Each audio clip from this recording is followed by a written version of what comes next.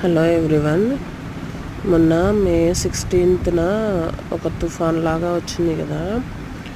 ఆ తుఫాన్కి మాకు వాచ్మెన్ కోసం ఒక పాకలాగా వేసాము.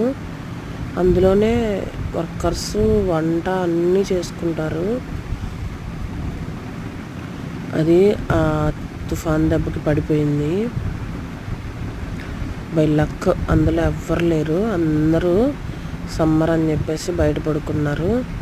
ఇదిగోండి చూడండి ఎంత బీభత్సం చేసిందో.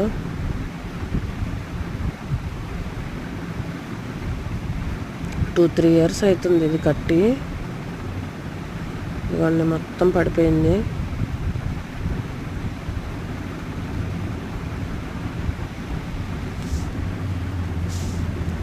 మా లక్క మనుషులకైతే ఎవ్వరికి ఏం కాలేదు. అందరూ బయట పడుకొని ఉండటం వల్ల ఈ పాకాలు ఎవ్వరు లేరు.